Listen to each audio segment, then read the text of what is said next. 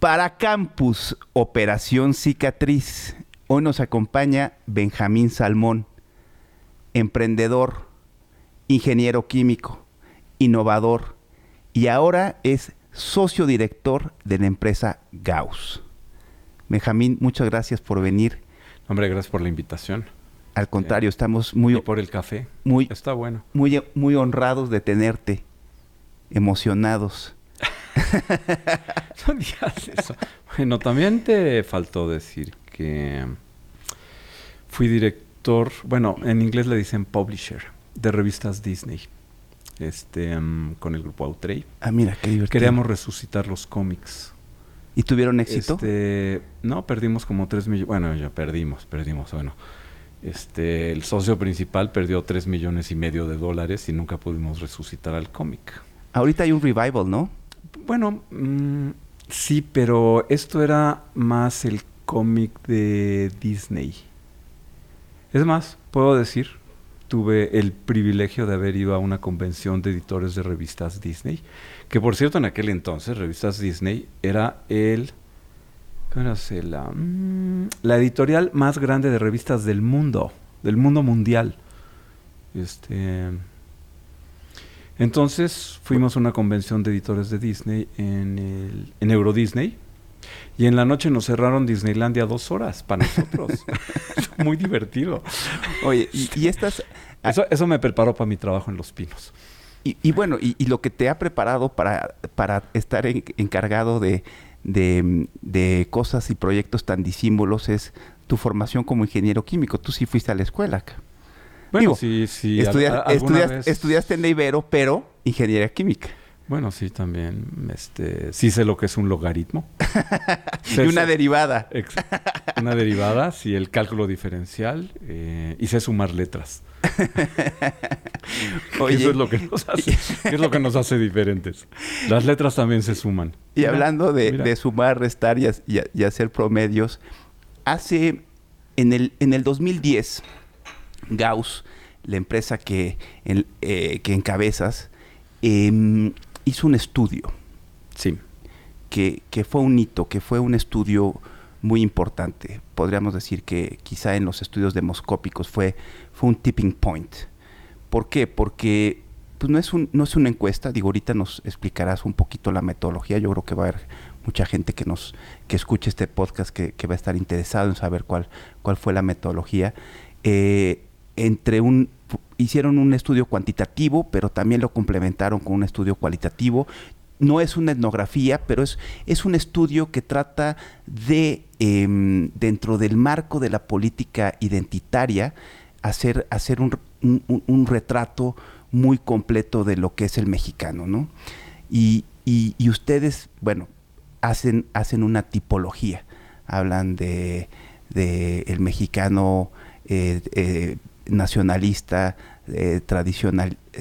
tradicionalista. También hablan de los mexicanos que se sienten el mexicano sin país, ¿no? ¿Nos puedes hablar un poquito más de la tipología de este estudio?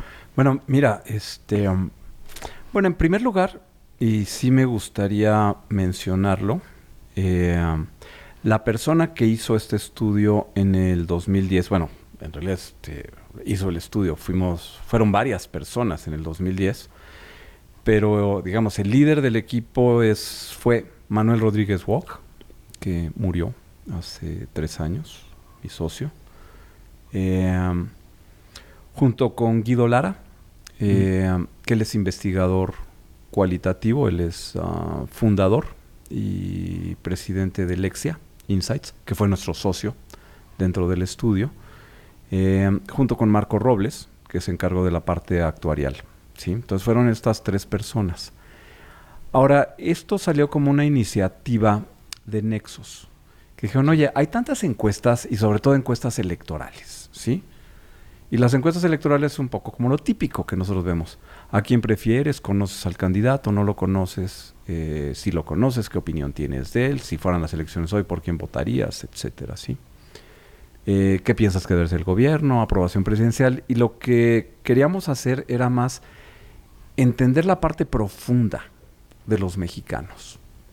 Que dices, bueno, si tú te comportas de esta manera, ¿por qué lo haces? ¿Cuáles son tus aspiraciones?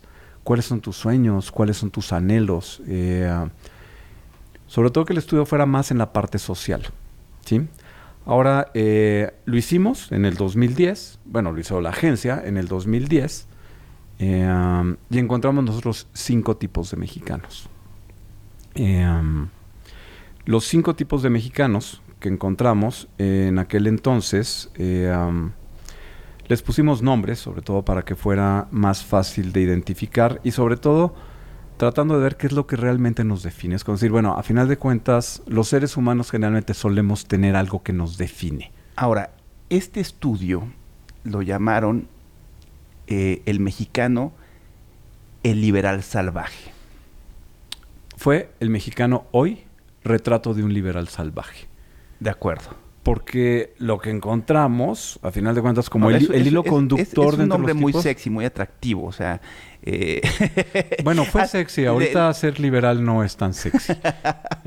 Por eso estamos hablando aquí, ¿no? Claro, pero bueno, digo, ya platicaremos más a profundidad sobre el estudio y qué quiere decir que el mexicano es un liberal salvaje, y ya nos dirás cuáles son las características. Es alguien individualista, ¿no? Pero que se siente abandonado. O sea, no es el liberal del libro, pues. Pero bueno, eso me gustaría abordarlo más tarde. Pero digo, si nos podrías platicar cuál fue la tipología que primero formaron, y también me interesaría mucho que nos platicaras en el 2010 cuando tuvieron los resultados del estudio, ¿qué fue lo que más te sorprendió? ¿Qué encontraste que haya sido una sorpresa, que sea contraintuitivo, que algo que ustedes no se esperaban y que los números mostraron ciertas características de la identidad mexicana? Bueno, en primer lugar, cuando decimos liberal, salvaje, es este profundo optimismo de los mexicanos a prueba de balas. O sea, a ti te va a ir bien en la vida y vas a salir a buscarte la vida. Claro, te va a ir bien independientemente de lo que haga el gobierno.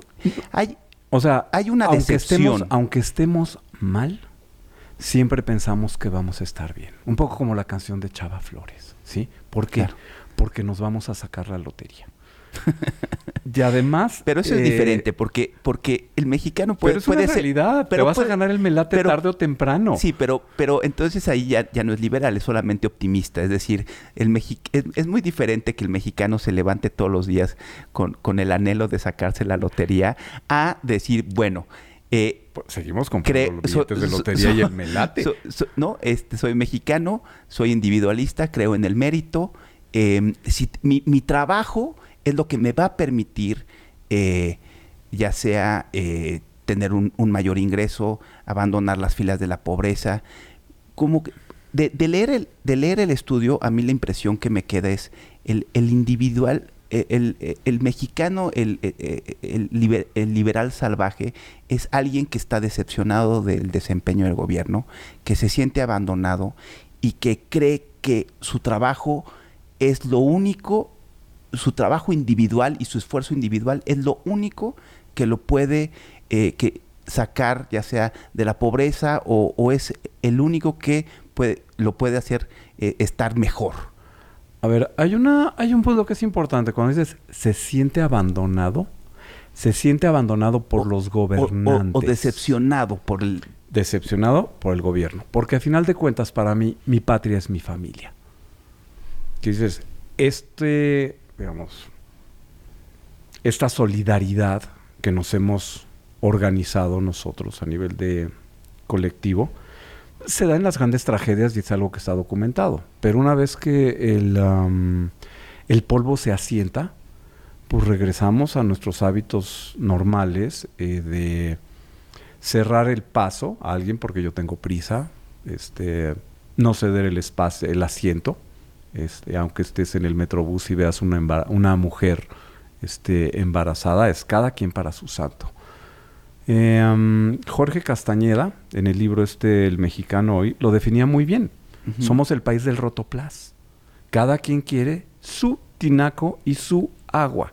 Cuando sería mucho más fácil tener una cisterna y compartirlo, no, todo el mundo queremos nuestro tinaco porque no confiamos en que el otro vaya a hacer un buen uso del agua del condominio. Oye, es un poco lo que nos define en el sentido de este individualismo. Entendemos los problemas de la acción colectiva, pero esto nos hace no nada más individualistas, sino liberales. ¿Qué entendemos por liberales? ¿Sí? Y es parte de estos dichos.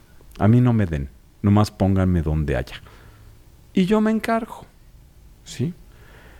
Digo, es cierto, por ejemplo, llama mucho la atención pero eso la cantidad de mexicanos que se han jugado la vida literalmente a cruzar el desierto de Arizona, de Texas, etcétera, porque si aquí no lo tenías, lo siento mucho, me voy a ir a buscar la vida allá. Y van y se la buscan y trabajan duro. Ahora, la otra cosa que es muy importante es que a mí me vaya bien en la vida, y es algo que nos caracteriza a los mexicanos, no depende de los demás, depende solamente de mí. Y cuando hablamos del optimismo estoy convencido de que trabajando a mí me va a ir bien en la vida. Mucho lo que decimos, ay, el mexicano flojo, pues no, perdón. Vete a los mercados, te puedes quejar mucho de los comerciantes ambulantes, pero de veras, si tú llegas a las 5, ya están montando el puesto de tacos. Claro. Y para estar montando el puesto de tacos, ¿sí?, se tienen que haber levantado a las 3:30. Habla con la gente que trabaja en el campo. Es gente que trabajan, se levantan a las 3:30, se duermen a las 9. Su vida es trabajo, trabajo, trabajo. ¿Quién dice que verdaderamente vamos a dejar que nos vaya mal y no vamos a hacer nada al respecto? Pues por eso cruzamos la frontera, por eso nos vamos a otro país. Y cuando hablamos de liberal, es este individualismo profundamente arraigado, de que a mí me vaya bien en la vida, depende de mí y de nadie más. Y al mismo tiempo este optimismo. Y me va a ir bien porque trabajo duro, ¿sí? Y porque en algún momento voy a encontrar este punto de quiebre. En algún momento la suerte me la voy a hacer yo. Y de los 5 tipos que nosotros encontramos, también el otro tema que es importante es, no existe el mexicano. Sí tenemos cosas en común, eso que nos le llamamos el liberalismo salvaje, ¿sí? Claro. Pero existen además 5 sabores, nos le llamamos como temperamentos, ¿sí? Estos 5, creo que los habíamos platicado, y sobre todo que ya tenemos los datos de qué fue lo que ocurrió entre 2010 y 2017, que fueron los 7 años que transcurrieron entre que hicimos los 2 estudios, ¿sí? Primero, soñadores sin país. Este grupo de soñadores sin país creció del 25 al 29%. Es este grupo al que el país les ha quedado a deber, ¿sí? Yo hice todo lo que me dijeron que hiciera. Saqué buenas calificaciones. Me esforcé, ¿sí? Pago mis impuestos. Y de plano, yo no veo que esto avance. Hay que buscarlo en otra parte. O sea, obtuve mi licenciatura en la UNAM, pero ahora estoy manejando un taxi. Ese es el soñador sin país. Estudié, saqué la licenciatura en admisión de empresas y ahorita estoy manejando un Oxxo. O sea, algo bueno, que dices, eso es un mexicano próspero. Bueno, pero frente a las aspiraciones que tú tenías y las capacidades que tienes, pues en realidad acaba siendo como un capataz, ¿no? Punto muy importante. Los críticos indolentes. 1 de cada 5 mexicanos, 20%. El grupo de mayor nivel socioeconómico, de mayor nivel de ingresos, de mayor uso de tecnologías de la información. Son estas personas que desde la altura de sus privilegios ven a este país que no se los merece. Los críticos indolentes. Que eso te habla mucho también de la poca participación que los mexicanos en conjunto tenemos dentro de sociedades o sea, en organizaciones de la sociedad civil. En alguna parte vi una estadística, el alemán promedio pertenece a 8 organizaciones de la sociedad civil. Puede ser desde el coro de su iglesia luterana, claro, a la organización de padres de familia, hasta ser socio del Bayern Múnich o del otro, sí, el que te guste. Digo, eso es un proxy de los sistemas pluralistas, o sea, entre más pluralistas son, la, la sociedad pertenece a más agrupaciones y más asociaciones civiles. Pero en México ni siquiera, pero es el argumento vas a la de Putnam. Vas a la junta de vecinos. Es el argumento de Putnam, ¿no? De Bowling Together, ¿no? O sea, un proxy del pluralismo estadounidense es la proliferación de las asociaciones de boliche.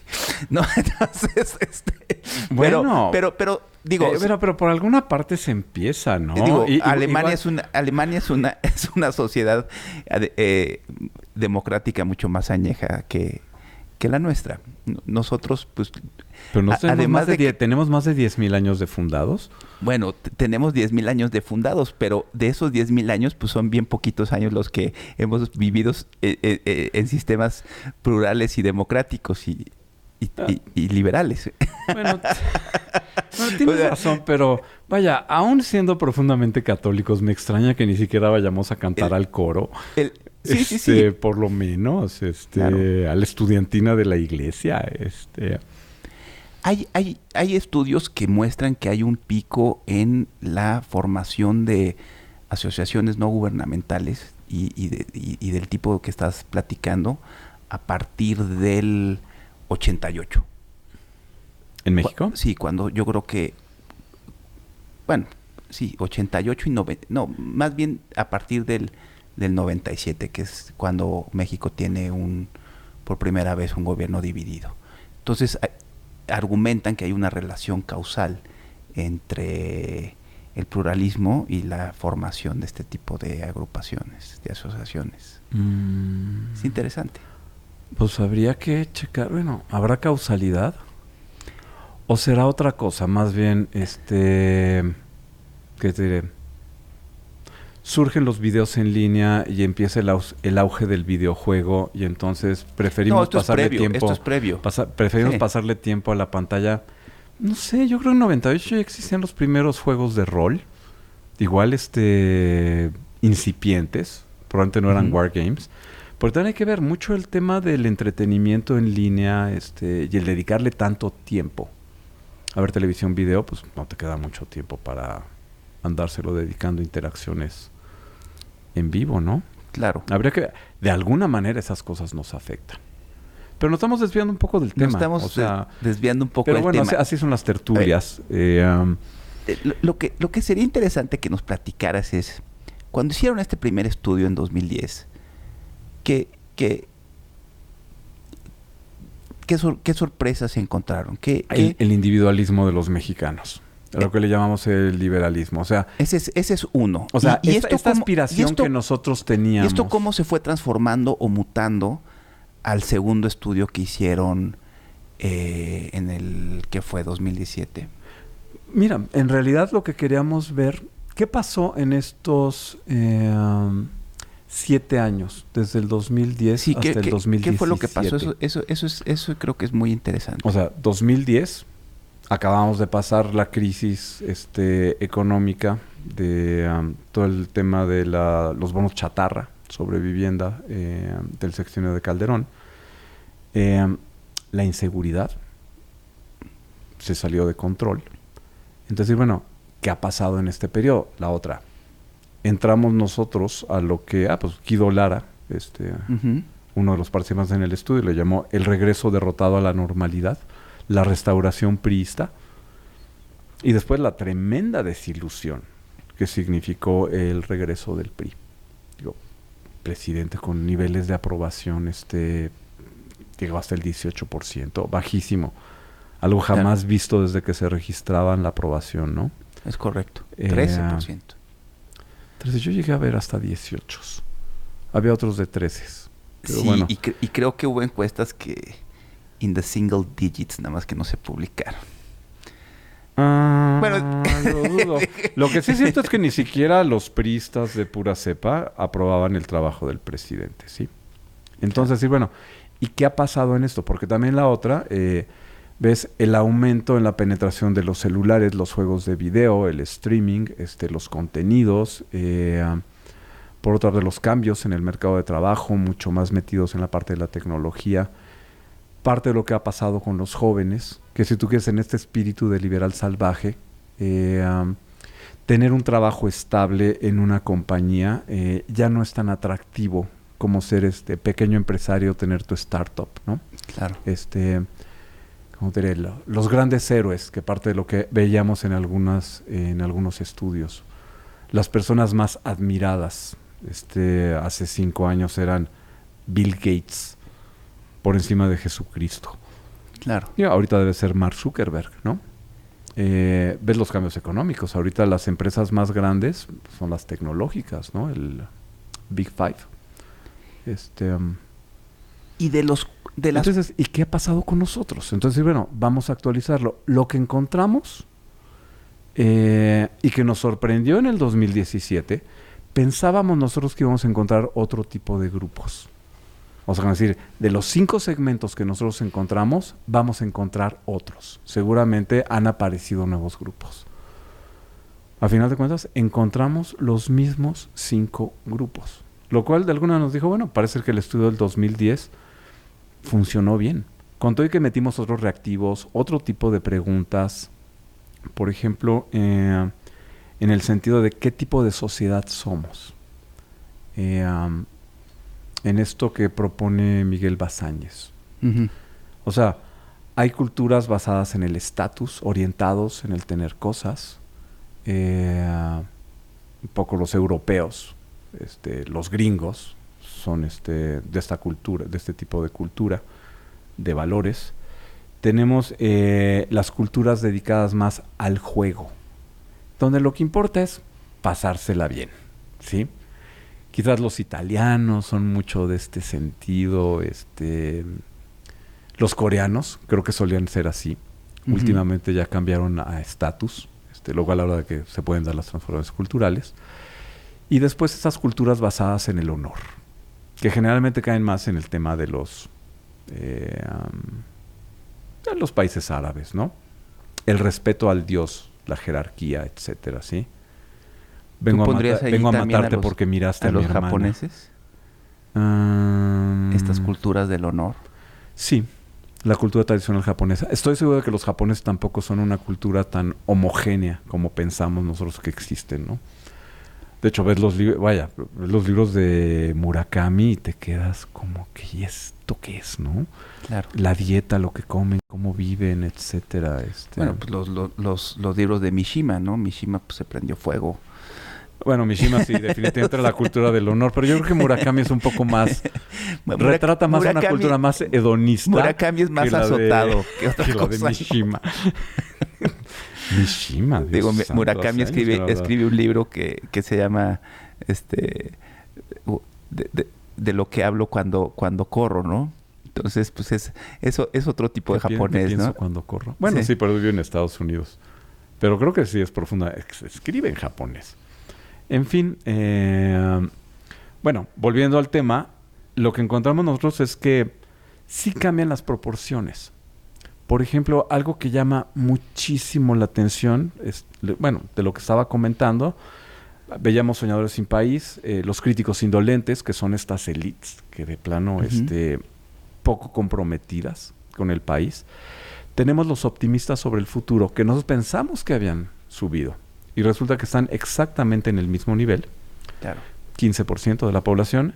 Y algo que llama mucho la atención. Y ahí es donde hay cosas que todavía, los cambios que vemos de esta nueva administración no acaban de hacerme sentido. Los nostálgicos tradicionalistas, las personas que piensan que todo tiempo pasado fue mejor, bajaron de 30 a 22%. Fue el grupo que más bajó. Entonces, ahora, es contradictorio con lo que está pasando en el país. Ojo, una cosa es lo que el gobierno está haciendo y otra cosa habría que ver si realmente es lo que los mexicanos queremos. ¿Sí? Claro. Pienso que ahí puede ser que haya una mala lectura. Es como decir, a ver, yo personalmente creo, ya más en las encuestas preelectorales que estuvimos haciendo, el problema más importante, después de los temas económicos, pero como problema individual, era el tema de la corrupción. La bandera de la corrupción creo que explica mucho de la elección de López Obrador. Pero el hecho que tú elijas a un candidato porque te gusta un tema de la plataforma, no quiere decir que compres la plataforma completa. Claro. Digamos, parte de la plataforma, la cancelación del aeropuerto, pero dices, bueno, podríamos haber hecho el aeropuerto y si había corrupción, pues que paguen los que tenían que pagar, ¿no? Hagamos la investigación, pero pues no ha pasado nada de eso. Claro. Vemos el tema de adjudicaciones directas. Entonces, no sé si esto nos puede llevar a una profunda desilusión, sobre todo en el sentido de decir, queremos un país moderno, ¿sí? Estamos contentos de los logros de nuestros cineastas en Hollywood. Nos sentimos orgullosos de eso, que es algo como al futuro, el triunfo, etcétera. ¿Quién dice que tenemos que regresar al pasado, no? A los esquemas que no nos funcionaron de los 70s. ¿Cuáles de tus tipologías son las del mexicano moderno? Te lo pregunto porque también ha habido otros investigadores que han hecho otros estudios que también son muy interesantes, que han construido también sus tipologías, muchos emulando lo que han hecho académicos en el Reino Unido, pero que hablan del mexicano emergente, ¿no? Que es un mexicano más moderno, que cree en el mérito, que cree que el trabajo es no, el trabajo, que creen en el trabajo, en el esfuerzo.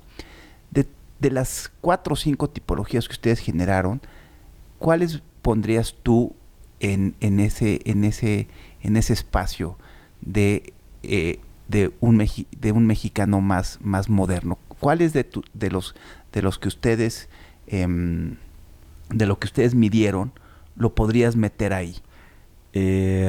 Los críticos indolentes y los... El crítico indolente piensa que el mundo le debe algo. Muchos de los lords y ladies que vemos que aparecen en Twitter son de estos críticos indolentes, ¿sí? Poco solidarios, hasta cierto punto, arrogantes y soberbios.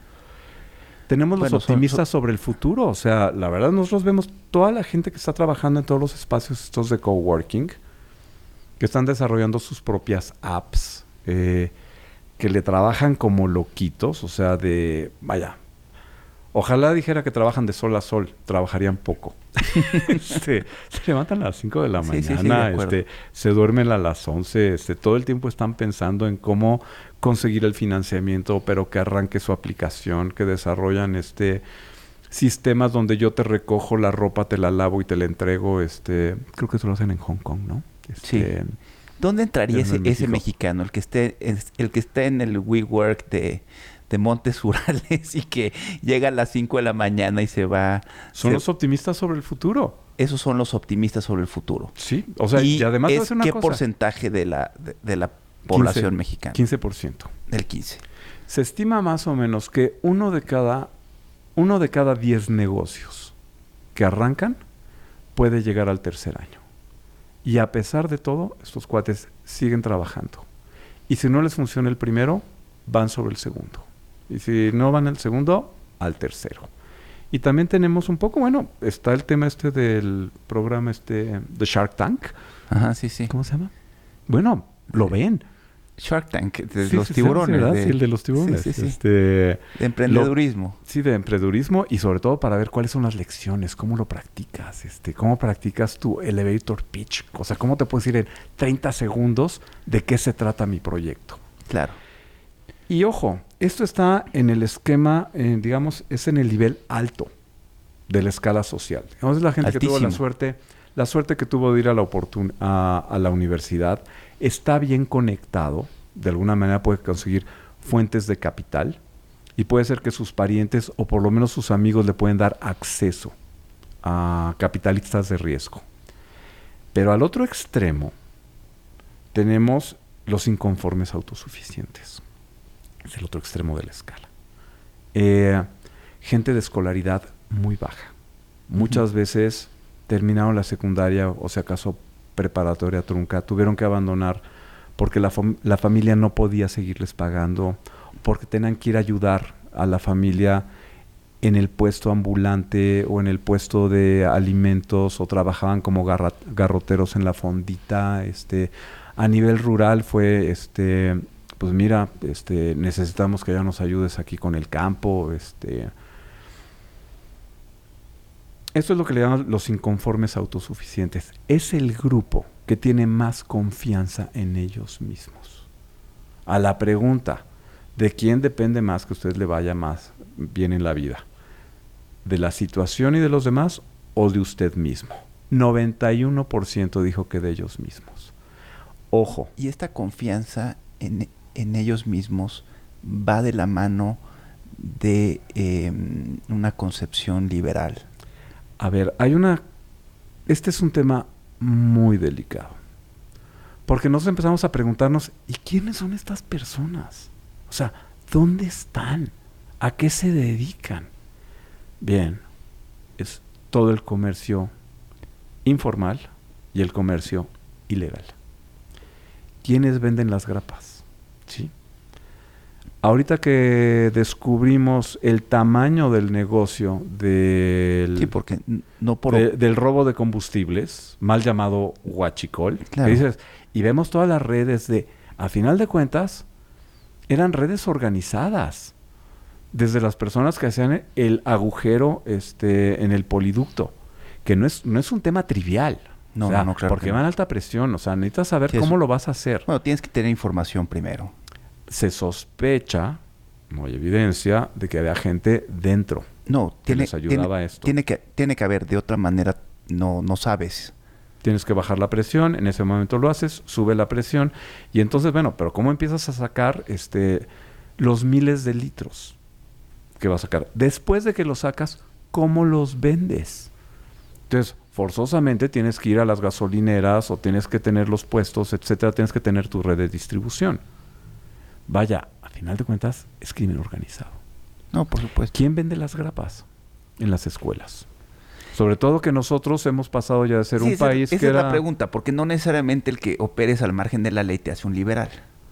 Ojo, a final de cuentas, esto es dejar hacer Dejar pasar. y dejar pasar. La CFR más puro. Es el liberalismo puro. Vaya, curiosamente no es el neoliberalismo, que en realidad busca un comercio mucho más acotado. Pero vaya, entre estos cuates que están en el crimen organizado y los llamados Robert Barons, que vimos en el siglo XIX, los Vanderbilts, los Carnegies, etcétera, demonios, básicamente es lo mismo a nivel actitudinal, en el sentido de yo me voy a ganar la vida, voy a ser rico, y el otro puso una cerera, pero estos cuates también pusieron redes de distribución de sustancias ilegales. Perdón, o sea, el poder de organización que tienen estas personas, y no estoy haciendo una apología del crimen organizado, que quede claro, No, pero claro. te muestran una gran capacidad de organización, de división del trabajo, de liderazgo. Todos esos túneles que pasan abajo de la frontera para pasar drogas al otro lado. Demonios, pues necesitas saber de ingeniería civil, cómo apuntalas los túneles, cómo los iluminas. Todas las redes de distribución que existen al otro lado, las cadenas de distribución, vaya, eso requiere de una gran inteligencia y sobre todo, hasta cierto punto, emprendedurismo. Lástima que esto tenga que caer del lado ilegal, porque a final de cuentas no existen las opciones o se ven pocas opciones dentro del comercio formal o dentro de la vida formal. Ahora estoy estudiando la encuesta de movilidad. Eso es importante. Y es curioso la probabilidad que nosotros, 75 de cada 100 mexicanos se quedan en la pobreza, hombres, y 84 de 100 mujeres. O sea, hay movilidad nula. Pero hay cosas que son muy importantes. Vaya, mi abuelo era minero. Fue minero en una mina de esmeraldas en Durango. Después, la familia se esforzó para que él fuera ingeniero agrónomo en Ciudad Juárez. Trabajó en el Banco de Comercio Ejidal. Llegó a gerente. Compró su casita en la colonia Anzures, que no es una mala colonia. Cuando íbamos a dormir con ellos se oían los leones de Chapultepec rugir en la noche. Era de las cosas interesantes, entre otras cosas. Vaya, el gobierno, o sea, y los puestos en el gobierno eran, o sea, ayudaban a la movilidad social. Lo mismo en Estados Unidos. Claro, pero eso se da en la década de los 40 a los 70. 40 a los 70.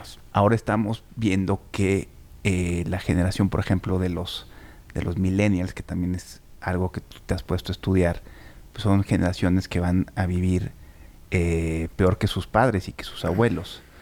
No son las primeras generaciones que van a tener Bueno, esto no es solamente en México, es un tema... Es un tema global. Es un fenómeno también que se da en Estados Unidos. Pero regresando al tema de la movilidad, que es interesantísimo, es importante.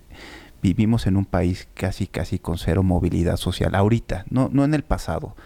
Digo, hay muchas historias. Con poca. O sea, la movilidad social está disminuyendo. Un poco. Digo, éramos más móviles. Si 25 de 100 mexicanos tienen la posibilidad de abandonar las filas de la pobreza para engrosar una incipiente clase media, hay muy poca movilidad. Pero lo que te quería preguntar, y está relacionado, es con los estudios que ustedes han hecho en Gauss, ¿se han dado cuenta o han descubierto que existe un sueño mexicano? O sea, al estilo del American Dream. Es decir, ¿no? En Estados Unidos, en el imaginario social existe esta cuestión del American Dream, ¿no? Si sigues las reglas, si trabajas y sigues estas reglas quizá no escritas, vas a tener éxito. Y existe me suenas como al hada azul hablando con Pinocho. Si eres bueno, sincero y generoso, pero te vas a volver un niño de verdad. Bueno, estoy tratando de simplificar lo que es para los estadounidenses el American Dream. La pregunta es, ¿existe el Mexican Dream? Es decir, la gente cree que si sigue cierto camino, si transita por cierto camino, puede... por ejemplo, en Estados Unidos, pues digo, tener una casa, tener un coche, una casa con patio, poder mandar a los hijos a una escuela privada. ¿Existe esto en el imaginario social del mexicano? Y si existe, ¿en qué consiste este Mexican Dream? O quizá... Es parte de nuestros hallazgos, ¿sí? Los mexicanos no tenemos un sueño en común. Lo que tenemos son sueños individuales, ¿sí? No existe un futuro para ti y para mí. Existe tu futuro y mi futuro. Y ojalá coincidan. Porque en último caso tampoco voy a platicar contigo para ver si queremos hacer un proyecto común. Vaya, ¿cuál es nuestro proyecto común como país? ¿Dónde está? Claro. Al final de cuentas, los gringos pueden decir, sí, ser una potencia mundial y promover la democracia a nivel mundial. Y no importa, mandamos los portaaviones, etcétera, ¿sí? Y apoyamos a los gobiernos demócratas y estamos en contra de los autoritarios. Por lo menos ese es el discurso. Pero existe este sueño común. ¿Cuál es el sueño común de los mexicanos? Es el problema. Eso sería que no interesante. Hemos podido, es que no hemos podido y no existe una persona que haya podido hilar este discurso. Es decir, ¿hacia dónde vamos? Esto es políticamente incorrecto. Vaya, no es una investigación que hayamos hecho nosotros, pero sí me lo comentó. Para más datos, una investigadora. Hizo algunas sesiones de grupo, investigando cuál era el político más admirado de los últimos tiempos. Antropológicos, entrevistas a profundidad. Pues lo que encontró igual no es una gran sorpresa. ¿Últimos tiempos es de los 40 para acá o últimos tiempos es de Miguel de la Madrid para acá? No, todos los presidentes desde Vicente Guerrero hasta... Todavía no era López Obrador. Carlos Salinas. No era López yo vi ese estudio. Carlos Salinas. Sí. Carlos Salinas. El neoliberal par excellence. Bueno, pero resulta que estaba muy mal hablar bien de Salinas en público, pero todo mundo pero el resultado... secretamente lo admiraba diciendo, sí, tenía cierta visión de país. Era secretamente, lanzar a México a la nuestro actual modernidad. presidente lo debe de admirar muchísimo. Es más, no ha habido ningún defensor de las políticas neoliberales emprendidas por Carlos Salinas como Andrés Manuel López Obrador. Ya lo vimos ahora en Tijuana, ¿no? Celebró que sigue en pie el Tratado de Libre Comercio. No me digas. No hay ningún- Bueno, resulta que hicimos... Bueno, muchos... Bueno, todo dentro esto- de los mexicanos admiradores del presidente Salinas está Andrés Manuel López Obrador. Creo Bueno. que es como su wet dream. En aras de la frugalidad, lo que ha hecho es reducir el gobierno a su mínima expresión, lo cual, a final de cuentas, es muy neoliberal. Vaya, no neoliberal. Es algunas- austero, algunas- y algunas parece neoliberal. escuelas. Pero lo hace por las razones incorrectas. Digo, están siendo austeros para construir un Tren Maya. Están siendo austeros para construir la refinería de Dos Bocas. Están siendo austeros para generar Bueno, pero además, yo por lo que he visto... clientelas electorales. Bueno, has pasado por la planta de pajaritos. ¿Sí? Bueno, es una cosa impresionante. Vas al lado y aquello no termina nunca. Es enorme.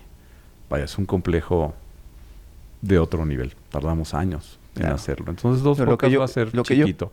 Dos Bocas va a ser chiquito. Va a Lo que estar lindo. Digo, lo que todos los mexicanos nos preguntamos es si no habrá algunos otros proyectos que con los que podamos mandar recursos a Tabasco, el estado del presidente, que no sea construir una refinería, que es un absoluto despropósito. Pero el tema, pero igual no estamos saliendo de esto, es como decir, bueno, pero a final de cuentas, ¿dónde está el proyecto de país? ¿Dónde está este sueño mexicano? Decir, oye, Claro, a ver, no queremos nosotros, pero decirlo. Y, ¿cómo te diré? Y no es un tema, a veces ocurre en la iniciativa privada, que tú le pides a los directores generales que articulen, que verbalicen, ¿sí? ¿Cuál es esta visión de la compañía?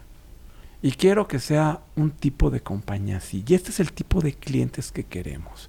Y queremos que la gente que trabaja con nosotros, ¿sí?, sean buenos en este sentido, ¿sí? Comprometidos, que tengan un trabajo que les dé significado. Que no solamente tu sueldo de cada quincena o de cada semana, ¿sí? Que sepas que estás haciendo algo por el país, por la compañía. A final de cuentas, nosotros vemos este discurso es muy acartonado. O sea, el nivel de comunicación, y bueno, tú has dicho que el presidente es un genio de la comunicación. Sí, efectivamente, la manera como controla la agenda es impresionante, ¿sí? En el día se habla no ha de habido lo que ocurrió un solo en la político en México que le hable a la gente como le habla a López Obrador y que tenga ese nivel de entendimiento y de éxito en la comunicación. Bueno, y esa energía también, porque todos los días aventarse a dar una mañanera a las 7 de la... Vaya, quizá Fox. de veras. Sí, también trabajaba duro. Son gente de campo. Tenía un buen encuestólogo. Son gente de campo. Tenía un buen encuestador en casa. Pues quiero pensar que sí. Quiero pensar que por lo menos éramos muy derechos. Le decíamos las netas. El punto es, si tenemos ¿cuál es tiempo esta al rato, visión? platícanos cómo fue esa experiencia de estar en Los Pinos y ser el encuestador de un presidente. Pero, mira, pero lo que voy es, ¿dónde está esta visión de lo que queremos como país? Un México más justo. Ahora, sí, pero ¿qué es un México más justo? Que los niños realmente tengan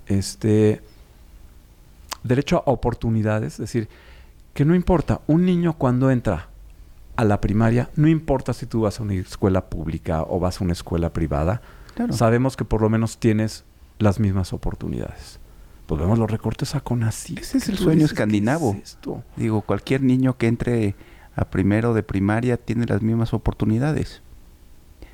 Bueno, Ya bueno, a lo mejor es cosa ya sabes si tú las aprovechas o no. Rescatar nuestra nuestros orígenes escandinavos. Nuestra proclividad a ser Escandinavia. Nuestra finlandesidad. No sé cómo se diga. No, pero nuestra suecicidad. ¿Por qué crees que esta narrativa divisoria que maneja el presidente y su gabinete ha tenido tanto eco en la sociedad mexicana? A ver, porque es el concepto básico de la narrativa, las escuelas de narrativa, lo que ahora se le llama el storytelling, ¿sí? Tienes que tener un enemigo, un benefactor, y los un héroe. los enemigos de la 4T son los fifis. Sí, de una manera así, por lo menos está claro. ¿Quién es el héroe? Presidente, su gabinete. ¿Quiénes son sus aliados? El pueblo bueno, el pueblo sabio. ¿Sí? ¿Quiénes son las víctimas? Las personas que se han quedado sin oportunidades debido a los gobiernos neoliberales. ¿Sí? Entonces, si tú lo ves... Pero es peligrosísimo, ¿no? Es sufrir un proceso de involución social. Bueno, eso funciona muy bien en Hollywood, ¿sí? Pero y a los estadounidenses les ha servido. A Trump le ha servido. Perdón, yo creo que funciona a nivel mundial. Yo creo... Vaya. Yo imagino que desde que los seres humanos estábamos en clanes, en la noche alrededor del fuego y hablabas de los otros, ¿sí? Cromañones contra neandertales, ya funcionaban estas historias. Porque los seres humanos estamos construidos de esta manera. Entonces, ¿qué es lo que él ha hecho? ¿Qué es lo que está haciendo? Construir una buena narrativa. Ahora, en realidad la realidad no es así. Porque es un tema más como de guerra civil en vez de decir, bueno, ¿y quiénes deberían ser los verdaderos enemigos? Y está claro, pues la gente que ha saqueado al país. La gente que puso primero sus intereses que los intereses de la gente. Vaya, es como... Mira, no sé si sea cierto, no tengo la evidencia. Pero poner agua, ¿sí? En vacunas que iban para niños, sí, claro, contra el cáncer. Eso al parecer es un crimen contra la humanidad. Claro, o sea, eso no puede ser. De acuerdo. O sea, eso y es parece un ejemplo. Era fake news, pero sí hay... Vaya, no sé. Por eso lo digo, no me consta. Claro. No me consta. ¿Sí? Claro. Pero aún así, de todas maneras, en un país que tiene tantos pobres, ahora, ver el nivel de riqueza que puede llegar a existir. Es curioso, y me imagino que tú lo has visto porque... Es insultante. Porque no nada... Digo, a eso te dedicas y me imagino que has de ver muchísimos estudios demoscópicos. Cuando se le pregunta a la gente cuál es el problema más grave que enfrenta el país, abrumadoramente responden que la inseguridad. En conjunto. Violencia, delitos. Asaltos. Sobre todo es el robo. Transporte público. El robo en transporte público. Sí, y además es increíble. Esto ocurre desde Villahermosa hasta Tijuana. Sí, es pasando por Puebla. Petty crime en el transporte público y robo en la vía pública. Ese es lo más grave. O sea, cada vez que te subes a un camión, un microbús, etcétera, te estás jugando la vida. Que arrojan la ENVIPE. Sí, es un tipo de inseguridad que afecta directamente a la gente, al bolsillo de la gente. No es esta inseguridad que vemos en los noticieros de lo que ocurre. No es una inseguridad. No es el delito de alto impacto. Exacto, producto del crimen organizado. De acuerdo. Pero dejas el coche estacionado en la calle. Pero a la gente es lo que le importa, sí, los niveles de inseguridad, ¿no? También probablemente eso haya hecho que López Obrador ganara las elecciones, ya que podemos pensar que el electorado mexicano castigó la gestión del presidente Peña a lo largo de ese clivaje. Del clivaje de la seguridad más que el de la corrupción. Pero yo pienso que en realidad ya llevábamos años con esto. O sea, y a final de cuentas hay una cosa que hay que reconocerle a López Obrador, ¿sí? Es un tipo bien intencionado. O sea, sí. Si tú lo ves como ejemplo de liderazgo, una cosa que sobre todo te dicen a cualquier líder es predica con el ejemplo. En inglés, para los que están en las multinacionales, walk the talk. Sí. Pues eso de que ande viajando en avión comercial, hombre, dices, vaya, y vaya que viaja. Bueno, y vaya que viaja. Digo, eso también está en el lindero del populismo, ¿no? O sea, también Chávez lo primero que hizo fue vender toda la flota de aviones del gobierno venezolano. Pero estamos hablando, desde el punto de vista de comunicación, entiendo que eso contribuye la credibilidad Y el hecho de que tú ves que es una persona que es bien intencionada. No, el presidente López Obrador es un hombre austero. Sí, se le ve. Sí. Frugal. Frugal. Así que tú digas, los trajes son hechos a la medida. Bueno, ¿no? ya se viste mejor, ¿no? Bueno, En 6 meses ha mejorado mucho ya. Ya le han de haber acercado los... no sé, eso no es mi área. O los sea, Brioni, ese tipo de los imagen. Seña, ese tipo de imagen los no es a lo que Millán. me dedico yo. A mí se ve bien, o sea... Sí. Igual ya le dijeron esta marca de camisas que no se arrugan y que son las que suelen utilizar los políticos porque se ven bien. Oye, además, en la mañana y en la noche la misma además camisa. De ser un genio de la comunicación política, como se ha dicho también en reiteradas veces en este espacio, el presidente tiene una gran sensibilidad política, ¿no?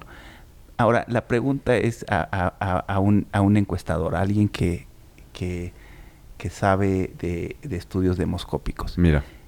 ¿El presidente gobierna en función de los datos de las encuestas que le presentan? ¿Es un pragmático en ese sentido? No.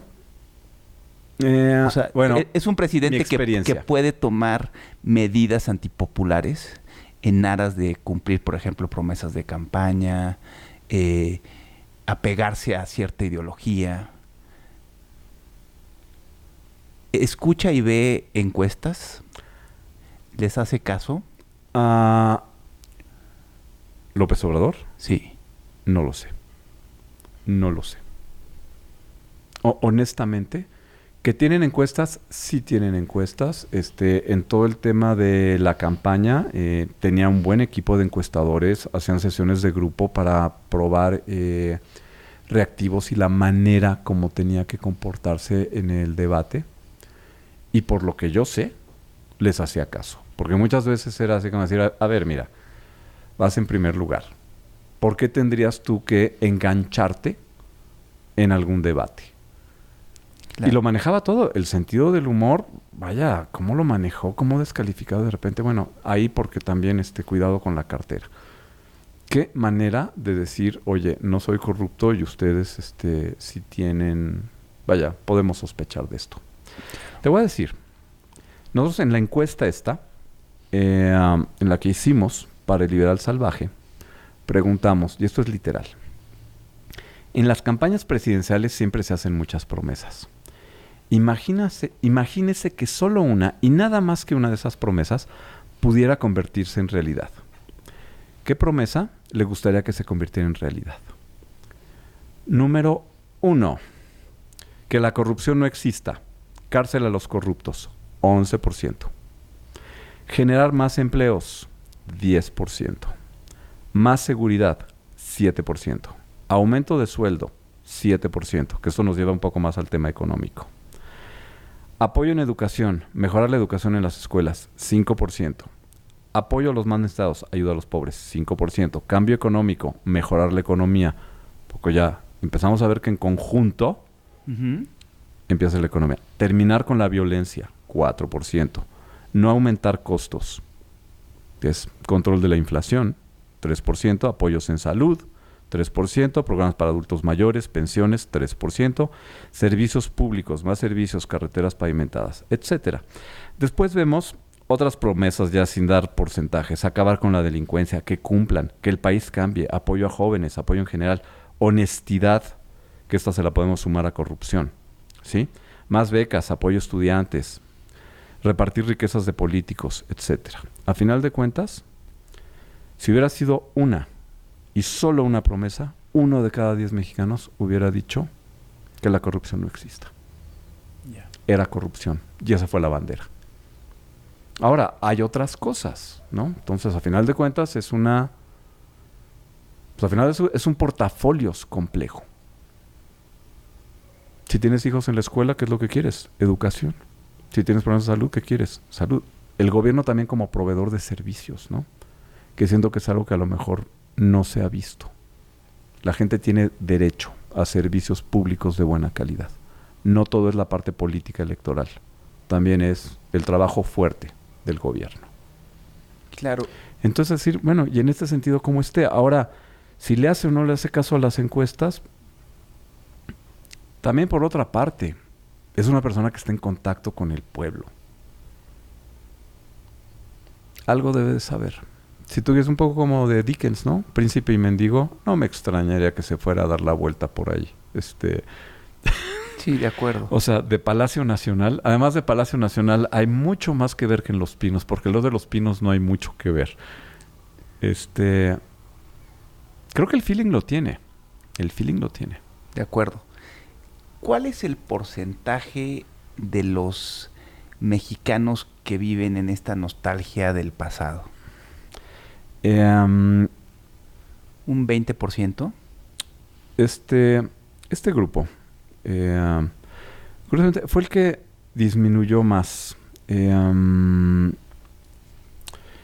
Ahora, eso se podría pensar que es como la clientela fuerte del presidente. A ver, los que apoyan el proyecto. Perdón, son de las cosas que del presidente. Son de las cosas que a mí me siguen extrañando, ¿sí? Siento que, a final de cuentas, si no lo vemos, la razón principal por la que fue elegido fue combate a la corrupción.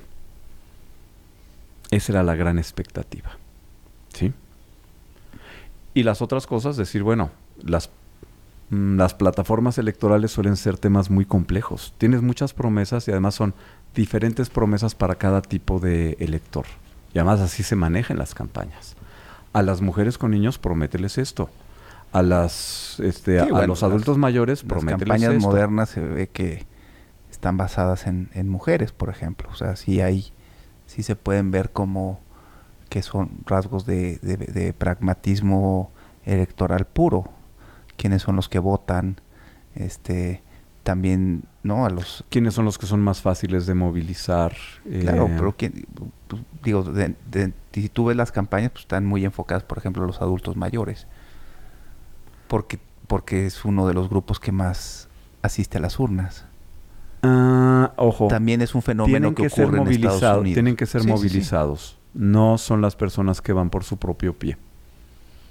Pero, ojo, prácticamente desde que yo tengo memoria, los presidentes ofrecen trabajo y economía. Sí, y esto siempre se va quedando corto. La gente vota su bolsillo. La economía. En conjunto, cuando es famosísimo el dicho de Carlyle de It's the economy, stupid, ¿no? O sea, sabemos que la gente vota su bolsillo. Por eso yo también discrepo un poco en el argumento de que fue la corrupción. O sea, la gente vota su bolsillo. Como tema individual. Ojo, como tema individual. Porque cuando tú vas viendo las preguntas abiertas, y esto sale de preguntas abiertas, lo que tienes que hacer es toda una categorización de preguntas abiertas.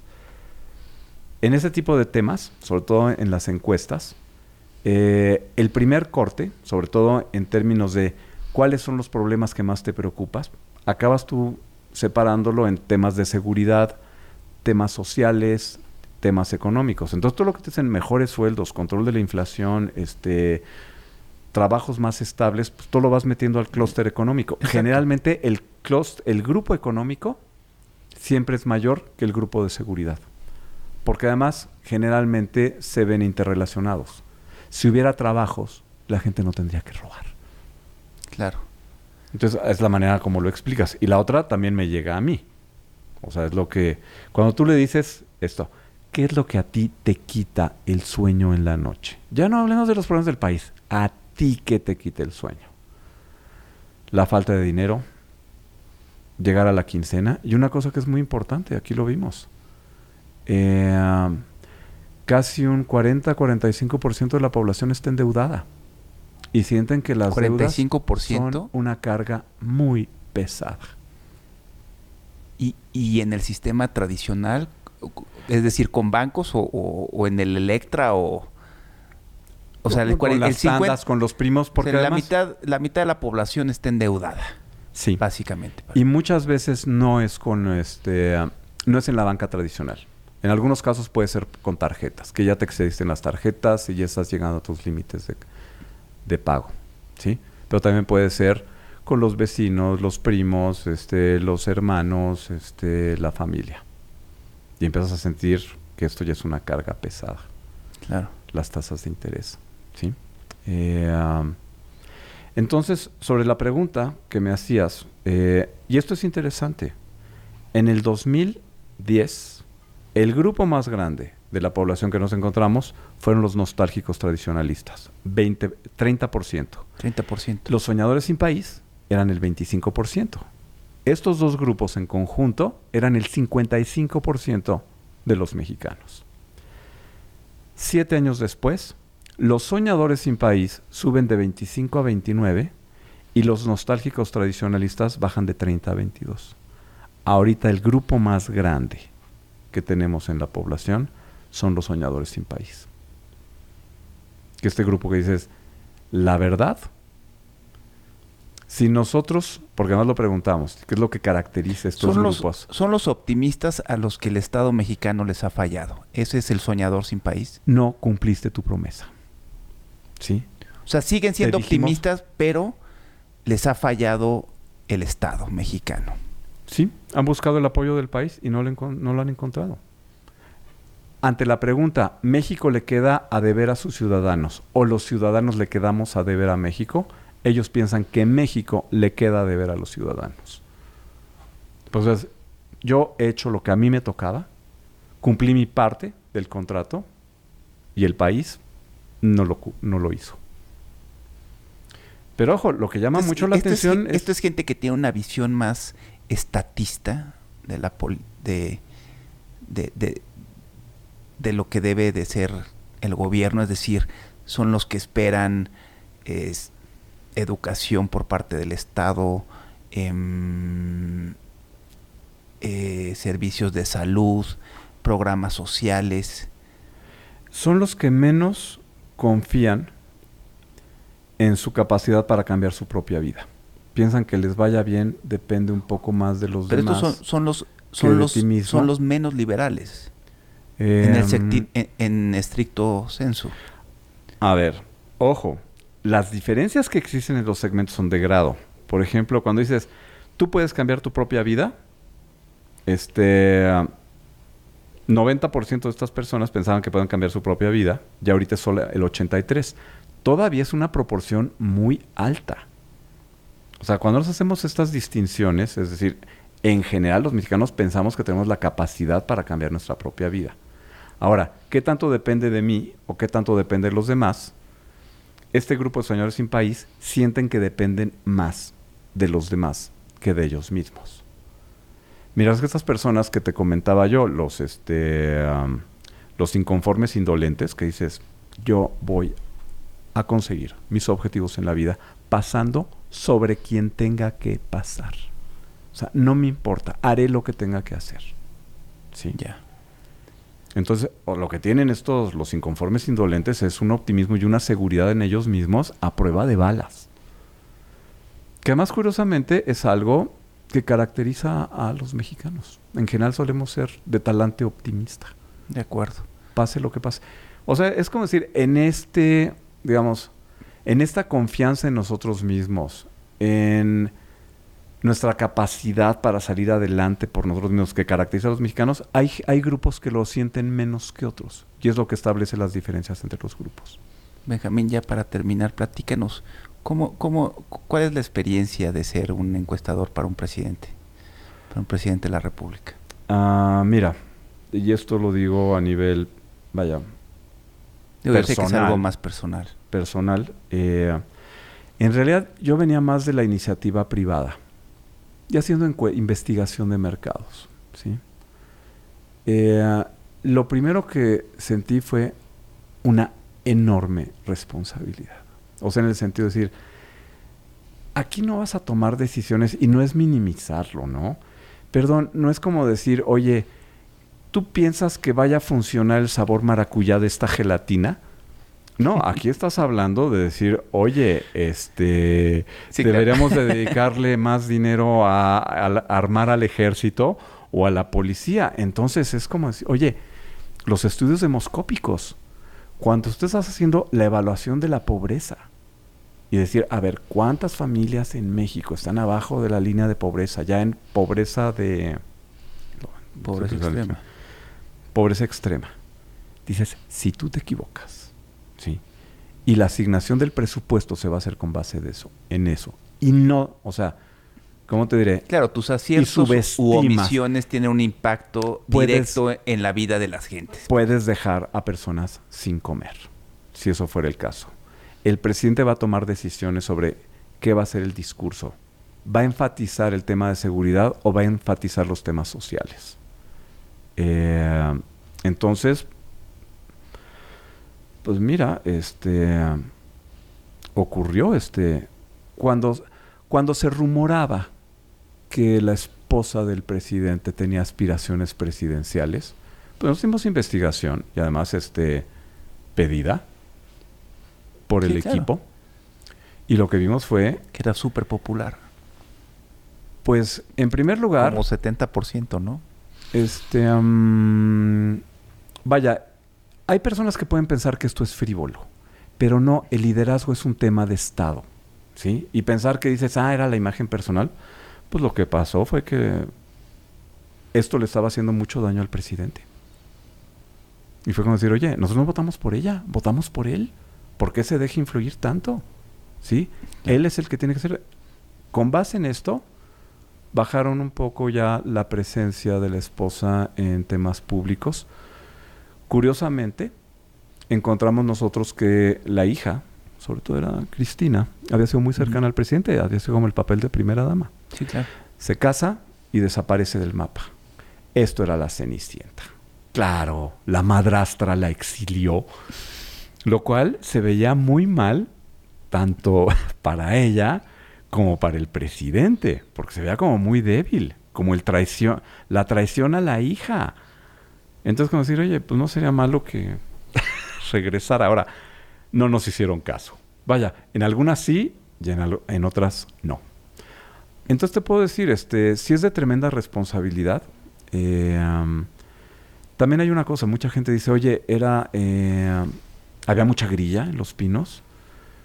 Te voy a decir, por lo menos en el equipo, y esto fue en la segunda mitad del sexenio, lo único que había entre el equipo era un profundo respeto al trabajo del otro. Me acuerdo el que organizaba los eventos, ¿no? Digo, no, hombre, organizarte los eventos en Palacio Nacional y los templetes y lidiar con el Estado Mayor. Dices, no. Dices, a mí me parece fácil. Lo que es difícil lo que haces tú, las encuestas y los números. ¡Guácala! Claro. O sea, o el de discursos. Yo veía los de discursos decir, oye, qué bárbaro para cómo habla el presidente. Bueno, tú trabajaste en eso. Quizás, oye, sácate este discurso. O sea, en 3 horas tienes que aventarte un discurso de 20 minutos. Nuestro récord fue 23 minutos. No, y lo sacaban. Entonces yo decía, oye, no, eso sí, ese trabajo sí lo admiro. El de la agenda del presidente. Oye, que recibas 9,000 invitaciones semanales a eventos y que de esos te tengas que quedar con 20. O sea, decirle a tanta gente que no, eso genera mal karma. Claro. Que dices, no, yo no podría. No tengo el hígado para hacer eso. Entonces, ¿qué es lo que teníamos? Un gran respeto a los otros. Entonces, el tema era, ¿cómo te ayudo? Nada más, pues, hacer tu chamba, ni loco. Como que a todo mundo nos gustaba lo que hacíamos.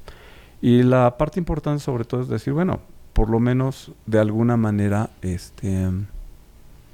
ayudas a la toma de decisiones. Ahora, si siempre se toman decisiones basadas en encuestas, no. A veces es Salinas de Gortari alguna vez lo planteó muy bien, y eso en una conferencia magistral. Por ejemplo, mucha gente se oponía al TLC. Hicieron las encuestas y dijeron, no va el TLC. Pero las encuestas te dan argumentos para decir, ¿cómo puedo yo vender? Cambian totalmente. La gente es pro libre comercio 100%. Como el 70% del... Sí, pero los encuestados están a favor. Pero en 1988 así no se veía. Es decir, oye, ¿qué va a pasar con las textileras? ¿Y qué va a pasar con los blue jeans y toda la gente? Nos vamos a quedar en la calle. Y bueno, pues a final de cuentas seguimos consumiendo churrumais, ¿no? Casares. Bueno, los Casares están bien y no hay quien le... En lugar de rufles importados. Bueno, conviven a Casares le ha ido bastante bien. Sí. Además consigues Casares en East LA. Por supuesto, claro. Oye, Benjamín, además de ser un profesionista muy destacado y exitoso, en tu juventud fuiste un deportista de excelencia. Practicabas el remo Sí, en el Club España, ¿es correcto? sí. ¿Cómo te formó? Fui campeón nacional varias veces. Fuiste campeón nacional varias veces. ¿Cómo te formó el deporte y en especial el remo? Que pues, por excelencia es un deporte en equipo. ¿Cómo te formó influyó en el deporte y el remo en tu desarrollo profesional? Definitivamente sí. Definitivamente sí. O sea, entiendes lo que es el trabajo en equipo y el compromiso con los demás. Tú también remaste. ¿Te acuerdas eso de que el bote va tan lento como el peor del equipo? Claro. Y que dices, y yo no quiero ser el peor del equipo. Sí. No, es muy famoso la frase de hay que jalar parejo y viene precisamente el remo. Sí. O sea, es el equipo, es el deporte en equipo por excelencia. Es la total sumisión del ego. No hay individualismo. Ahí sí no hay individualismo más que si remas el esquife, el individual. Pero Sí. ahí sí lo que prevalece y lo que importa es el equipo. Bueno, Porque todos pasan la meta al mismo tiempo. Es algo bien sí. bonito. Cuando pasa la bolita, ya. ¿Sí? Todo el mundo ya llegó. En ese momento ya te puedes tirar. Y la otra cosa que es interesante, y esto me lo dijo un amigo remero, me dice, oye, ¿te das cuenta que la mayoría de los remeros están casados en primera vuelta? Hay divorcios, no voy a decir así que son Claro. así, no. Pero son relativamente raros. Digo, sí, ¿verdad? ¿Por qué? Es que nos enseñan a aguantar. Y Aguantar pase lo vara. que pase, tú aguantas y te creces con el dolor. Y aunque estés cansado, sigues con eso. Dice, Es un deporte de masoquistas, al parecer. la verdad, Si sí. tiene tan bajos índices de divorcio. Bueno, perdón. O sea, también pasaba, ¿sabes? Un poco lo de no pain, no gain. Claro. O sea, y tú sabes... Pero quizá eso sucede en el microcosmo españista, ¿no? Hay que ver si No lo hay- puedes extrapolar a otros lugares. Lo de los bajos índices de divorcio. Bueno, esa es mi Hay que- experiencia.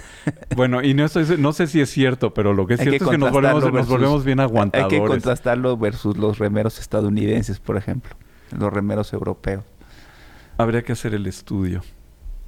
Pues es algo pendiente. Sale. Benjamín, muchísimas gracias. No sabes cómo te aprecio que hayas estado con nosotros. Fue una plática increíble. No sabes el gusto que me dio tenerte aquí en campus para el podcast Operación Cicatriz. No, y espero que cicatricen y pronto. Que cicatrice pronto la herida y que empecemos a debatir, a dialogar, a encontrar los puntos de coincidencia. Creo que eso es importante. Y que puede ser que estamos en desacuerdo con los cómo, ¿no? Pero fundamentalmente queremos que al país le vaya bien. Por supuesto, Sí. por supuesto. Benjamín, muchísimas gracias. Sale. Gracias. Nos vemos.